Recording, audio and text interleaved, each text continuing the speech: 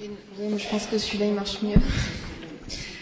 Non, moi je voudrais juste témoigner, j'étais ravie d'avoir participé à l'élaboration de ce guide parce qu'effectivement cette rencontre et cet échange avec toutes les personnes touchées de près ou de moins près par ce syndrome, je trouvais que c'était très riche en tout cas d'essayer de trouver un discours commun.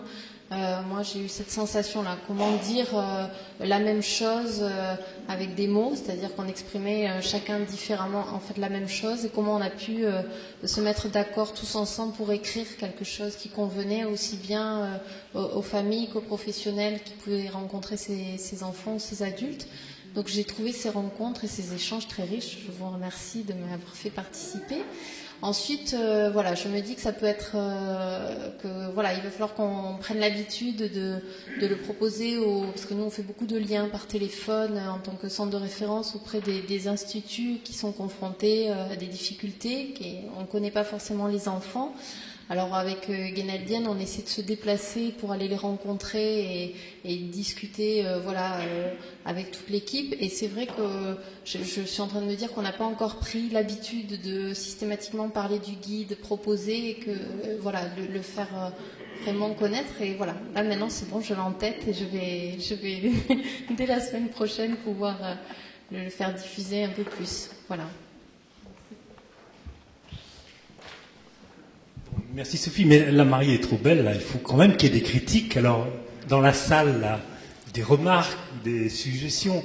On a ouvert normalement, il y a une possibilité de laisser des commentaires. Alors, je ne sais pas si ça fonctionne très bien, mais pour l'instant, on n'a rien. Hein.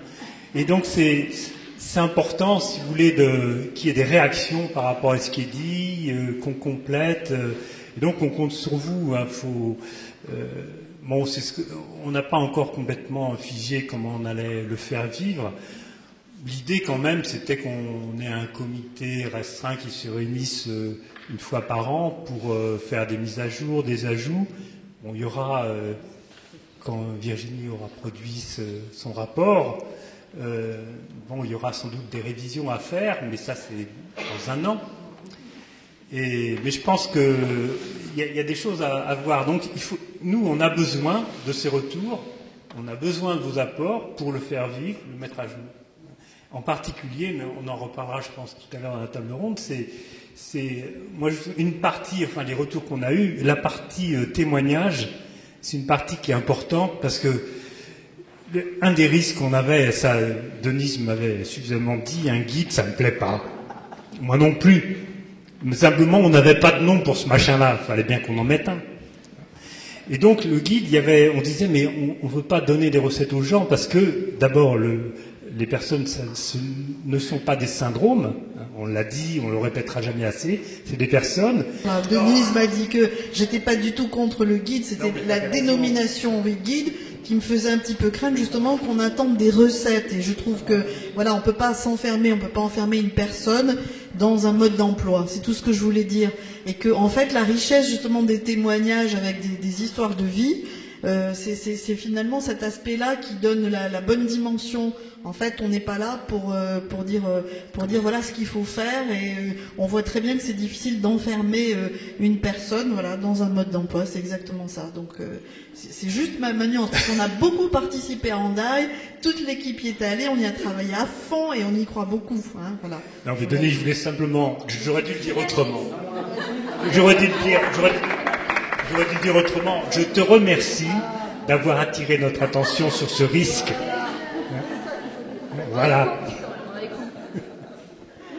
D'autres réactions ? Il y a déjà quelques propositions d'extension qui sortent du groupe enfants, qui proposent de faire des fiches techniques sur l'entrée à l'école.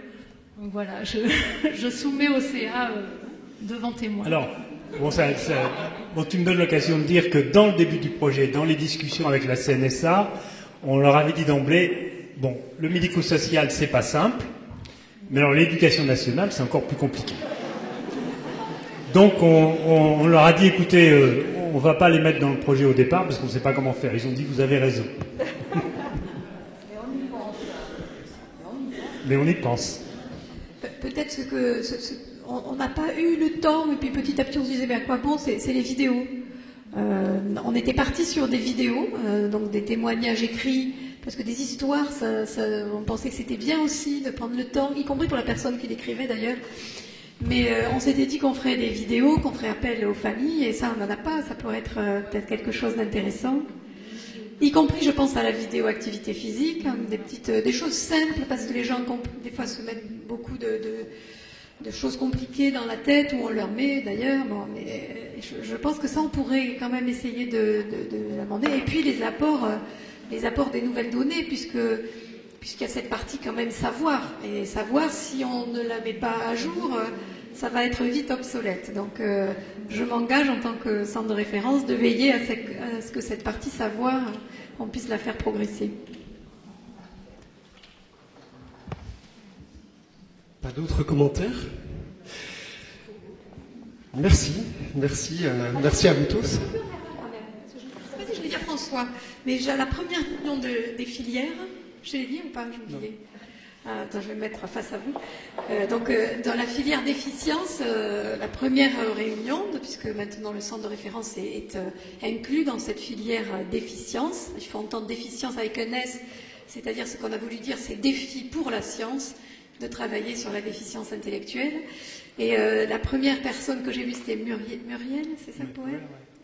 Et donc elle a pris la parole, elle a dit, moi je voudrais dire à tout le monde que le travail qui a été fait par l'association Prader-Willi France et le centre de référence, et qui a produit ce guide, est assez fantastique, et que ça n'est pas que le syndrome de Prader-Willi. Quand on regarde, mon fils n'a pas ce syndrome, et quand je regarde tout ce qui est abordé, finalement ça me convient très bien, et je pense qu'il faut vraiment le diffuser. Donc on a décidé en 2015 de présenter ce guide dans la première réunion de la filière déficience. Donc on n'a ni la date, donc je ne sais pas, ni le lieu.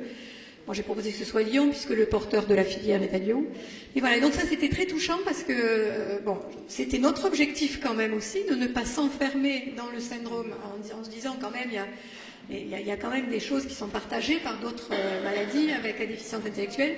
Et c'est cette première réunion qui m'a vraiment touchée. Voilà. Ah oui, t'as le droit. Non, mais dans ce que tu dis, Maïté, moi je voudrais rajouter qu'en effet, c'est pas le guide là, mais quand on fait des interventions dans les établissements, d'abord on dit qu'on va parler du syndrome de Prader-Willi, mais on prévient déjà que ça leur parlera beaucoup plus largement que ça.